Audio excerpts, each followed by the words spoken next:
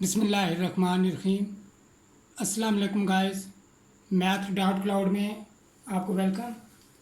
हम एक्सरसाइज 3.6 कर रहे हैं सेकंड ईयर की, जो कि डेफिनेट इंटीग्रल से रिलेटेड है।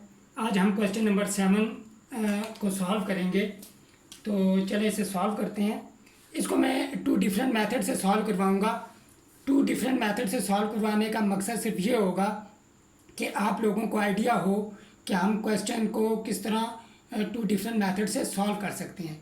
आप लोगों ने जब आप एग्ज़ाम की तैयारी करें तो तब आप लोगों ने सिर्फ एक ही मेथड को यूज़ करना है अपनी प्रैक्टिस के दौरान, ताकि आप लोगों को कन्फ्यूजन ना हो। यहाँ 2 मेथड करने का सिर्फ मकसद ये है कि आपको आइडिया हो कि हम इस अप्रोच को यूज़ करते हुए भी डेफिनेट इंटीग्रल एवेल्यूएट कर सकते हैं।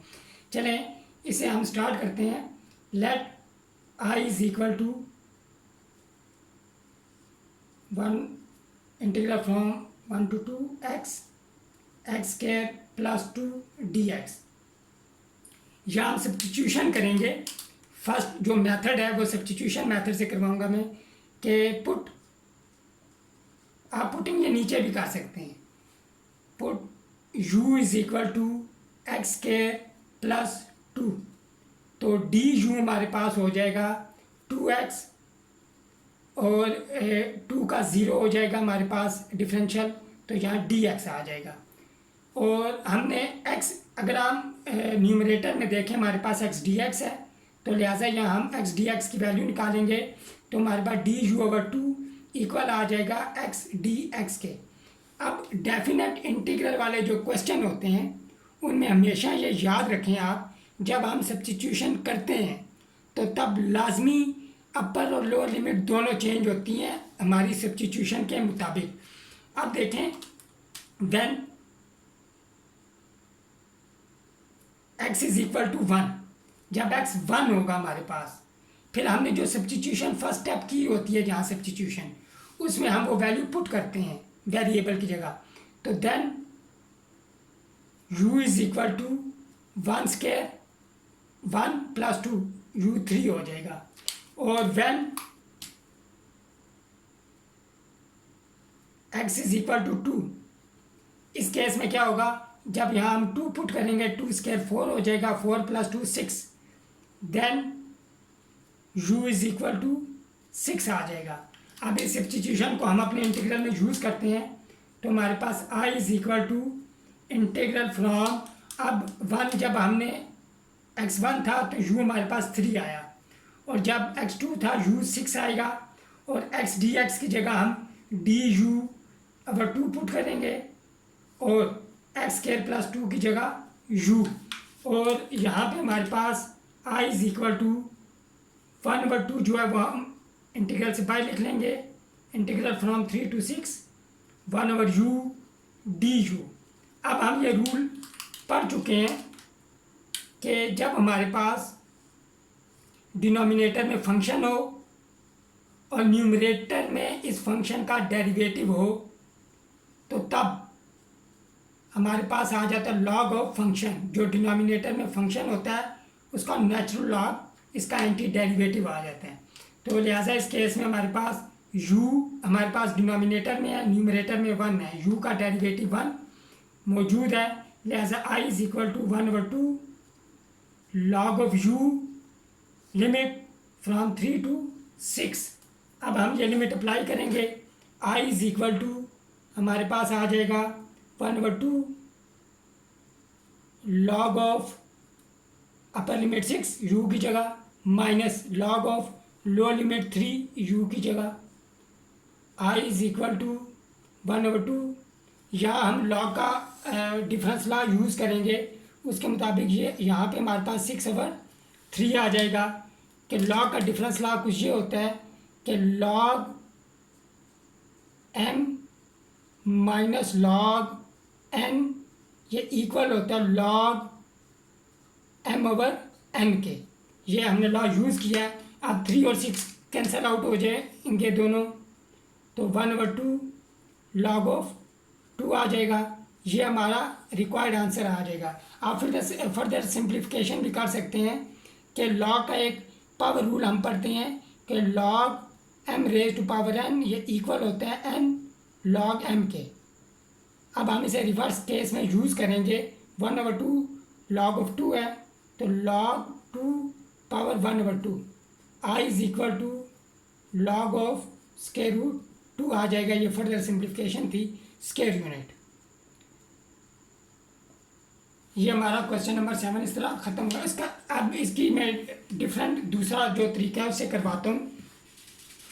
उसमें हम ये करेंगे, डायरेक्ट तरीका है वो काफ़ी बेहतरीन तरीका है वो इस केस में, लेकिन सब्स्टिट्यूशन मेथड जो है ये भी अच्छा है, क्योंकि कॉम्प्लिकेटेड क्वेश्चन में हम सब्स्टिट्यूशन मेथड यूज़ करते हैं। ये क्वेश्चन तो सिंपल क्वेश्चन था, इसलिए इसे हम डायरेक्ट भी कर सकते हैं।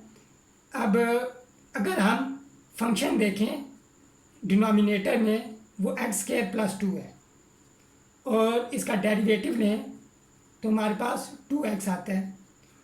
अब ऊपर हमारे पास x मौजूद है, 2 मौजूद नहीं, लिहाजा हम 2 से मल्टीप्लाई डिवाइड कर सकते हैं।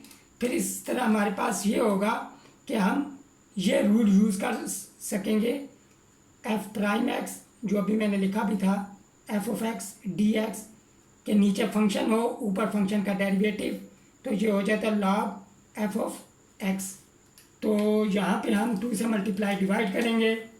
I is equal to 1/2 integral from 1 to 2 2x x² + 2 dx। इस रूल के मुताबिक I is equal to 1/2 log of x² + 2 integral from 1 to 2 I is equal to 1/2 bracket upper limit apply करेंगे।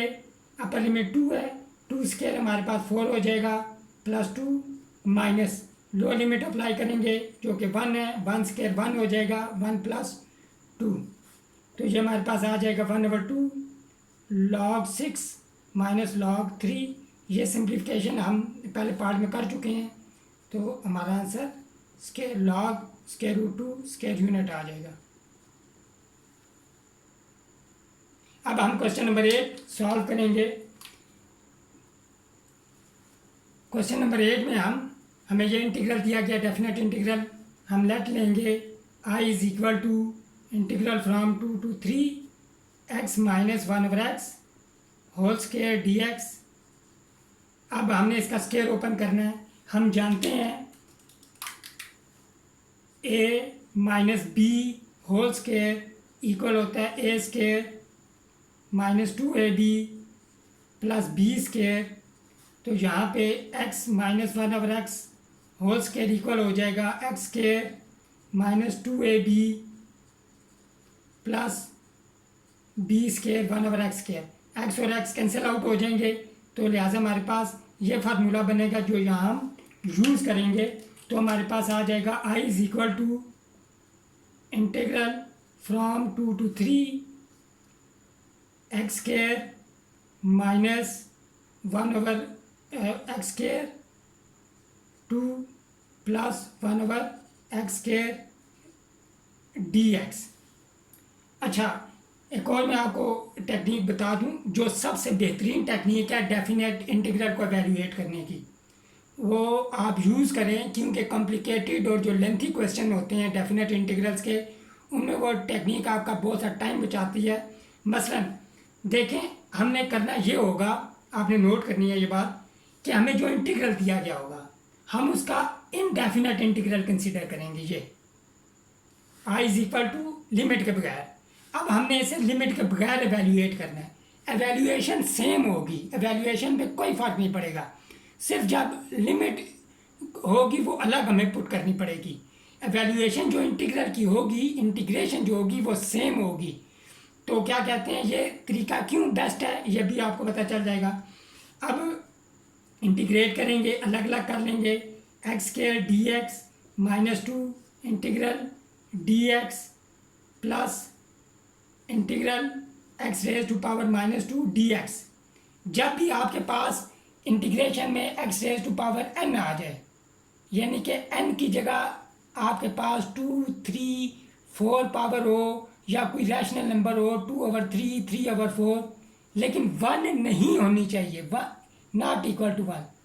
N 1/x नहीं होना चाहिए। 1/x के अलावा आपके पास कोई हो तो हमेशा आप इसे न्यूमरेटर में ले जाया करें ताकि हम पावर रूल यूज़ कर सकें। इसीलिए इसे मैं ऊपर ले आया हूँ न्यूमरेटर में।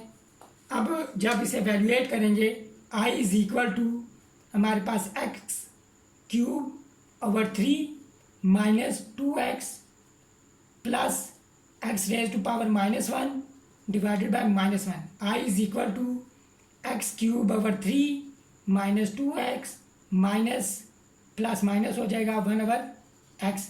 ये हमारा इनडेफिनेट इंटीग्रल आ गया। कांस्टेंट ऑफ इंटीग्रेशन में नहीं लिखता यहाँ, अगर आप लिख भी लें कोई फ़र्क नहीं पड़ता। अब हम सिंपल ये करेंगे कि हमारा जो इंटीग्रल है उसे लिखेंगे और सिंपली हमने अब यहाँ लिमिट अप्लाई कर देनी है, कुछ नहीं करना।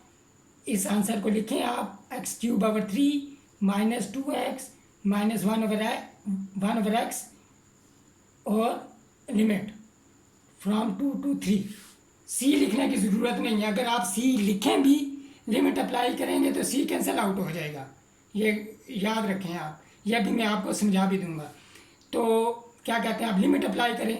अगर यहाँ में वैल्यूएट करते हैं, अब देखें फ़र्क क्या है।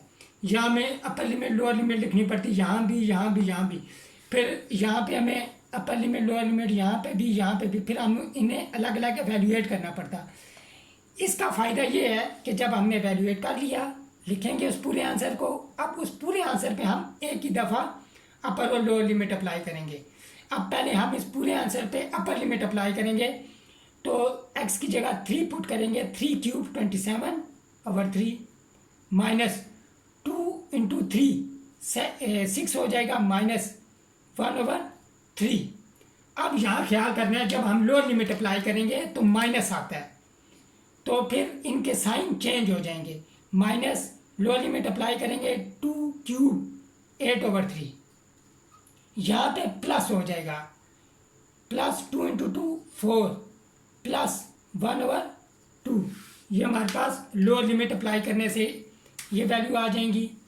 अब हम ये करते हैं कि 3 9 27, यहाँ पे आपके पास 9 आ जाएगा। 9 - 6 आपके पास 3 + 4 7 हो जाएगा। और आप फिर 7 - 1/3 -8/3 प्लस 1/2। अब एलसीएम लेके सॉल्व करेंगे। एलसीएम 6 आएगा आपके पास, यहाँ 42 आ जाएगा, या -2 या -16 प्लस 3। इसे जब आप सिंप्लीफाई करेंगे 42 - 2 40, 40 - 16 24, 24 + 3 27/6। ये आपके पास आ जाएगा 9/2 स्क्वायर यूनिट। ये आपके पास क्वेश्चन नंबर 8 का आंसर आ जाएगा। तो मुझे उम्मीद है आपको ये दोनों क्वेश्चन समझ आ गए होंगे। अगर आपको ये वीडियो पसंद आई है तो प्लीज़ इसे आप लाइक करें, इसे शेयर करें और मेरे चैनल math.cloud को सब्सक्राइब करें। नेक्स्ट वीडियो में हम क्वेश्चन नंबर 9 और नेक्स्ट क्वेश्चन डिस्कस करेंगे। टिल देन टेक केयर, अल्लाह हाफिज़।